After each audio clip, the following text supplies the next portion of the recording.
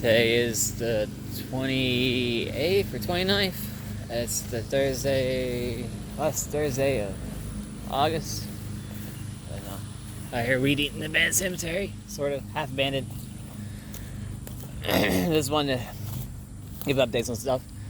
Now this big statue, what do you want to call it? This old thing here. We need some of the donations I get. It's got broken seals up in here. This is an eternal flame, and for my research, there was only 2 of them, or I think there was 4 made, but there's one here and there's one in Fayetteville, but they were made in Fayetteville, North Carolina. A beautiful piece of masonry, but the thing about it is that, well, these seals, somebody had a candle here, so like 100-year-old soot, but if you touch this, the sand's coming out.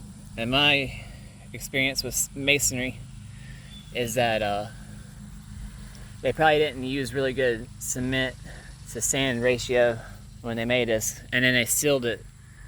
Now the seals are breaking, so I gotta try to save it. I'll probably put plaster or something on it. I thought about painting it. I might be able to plaster something here and then paint this white, and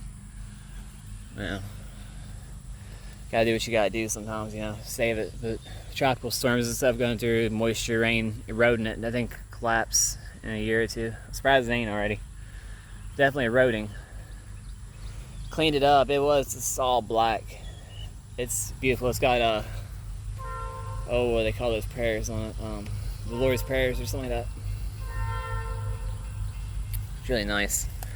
I want to paint this fence or put flowers on it because these weeds keep getting up here.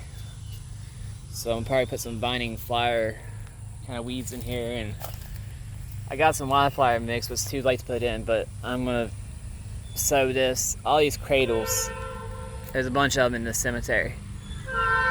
I'm gonna fill them full of wildflowers, and then they'll be perennial. They'll come back every year. I'm gonna go work in here. There's a guy who's got family in here and stuff, so there's a few family members. A lot of it's abandoned though, or people long forgotten. I'd say it's a quarter of the way abandoned. Because a lot of these families have died out or something and moved away.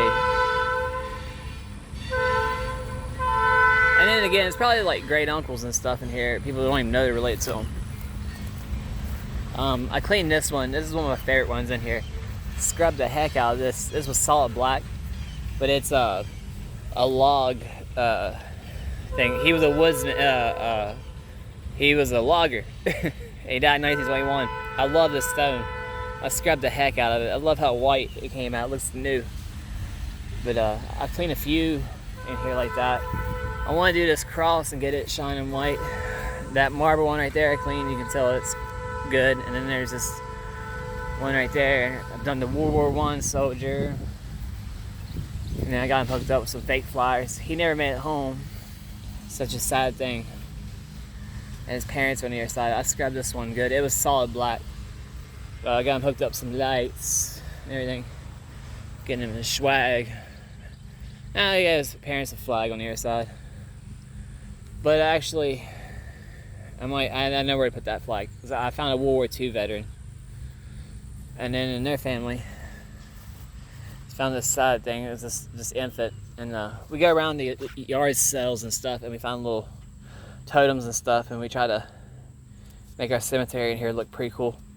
So we got like these little idols and stuff, and put them here next to them. I got a few more to clean and knock out.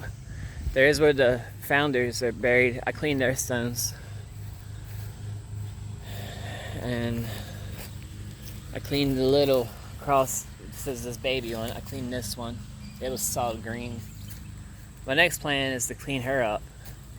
And I got a big pruning pole. I'm gonna cut all these limbs off of her head and out of it so I can get some more sunlight here. And I put some fake flowers on her. I'm fine. But yeah, this is beautiful. This is a girl. She was 30 or 31 or something like that. She died in 1903. And this is kind of made in her image of her carrying a cross. It's really beautiful. It's like the hidden treasure in here.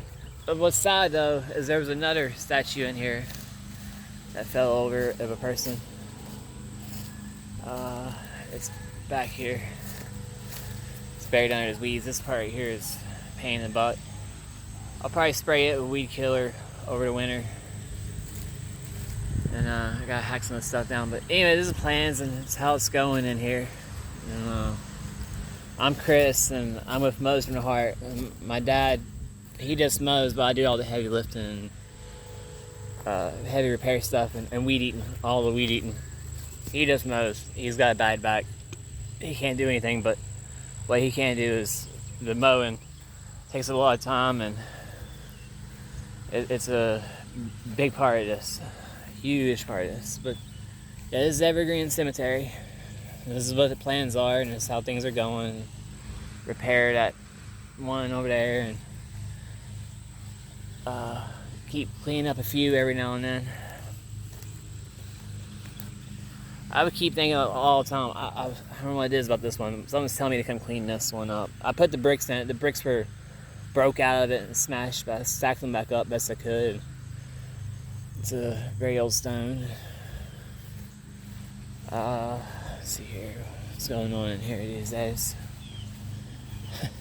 I don't know why I did, but I came over here and I cleaned this one. I scrubbed it. It was solid green. It had lichen about an inch thick on it. And I scrubbed it, and it's just, you can make out some, it saved it some, but it's beat up so bad. It had this stuff on it. It was that thick with lichen. It just, oh boy. And I wanted to clean these are pretty rough. I cleaned the one on the end here, and then I was going to clean the others up, but getting water and all that in here is quite the thing.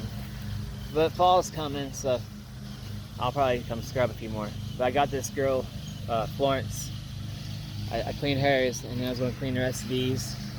I cleaned these in the front. People went by. I scrubbed this one. Came out so nice. For being as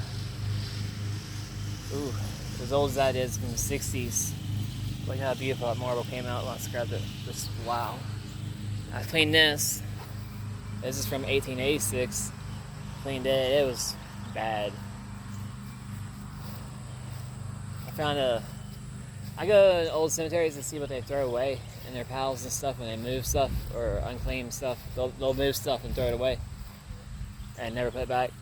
Here are these two people. I cleaned it. These were black and stained on the top. I came over here and scrubbed them good. So we got a few here in the front that are clean. Oh yeah, I forgot. I cleaned these two. And you can definitely tell what's clean and not clean and restored. That was from the 30s. It looks great. This one's 1911. It looks great. Wow, I did a really good job with these two. I got a few more to clean. Like this thing right here, this ugly old thing. No offense, but it needs clean. It's an 1884. I got all the green and stuff on it. It's corroding it, destroying it. And a few more of these ones here. And then this black one right here, that like the black on the top of that is how those were. They're log cutter, a woodsman, or what do you want to call them? Maybe a carpenter, logger. I need to clean that one. I got his plans. I've done a few cleanings over there, and there's some veterans over there. They look great. So one by one, I'm getting this cemetery into shape and trying to save these old stones. And there was nothing here. Nobody had ever put flowers on anything in here. There was no flags in here. And no lights. We bought all this stuff. Mostly through donation, but we saved a few dollars out of our own pocket. My dad bought the lights, the heck of it, because we want to make our project here look awesome, and probably go to the store here in a little bit and buy a few more lights to put in the back. I bought these little hanging lights, strung them up in the trees and stuff. It's really pretty at night. Well, we're here to weed eat and we'll get back at it.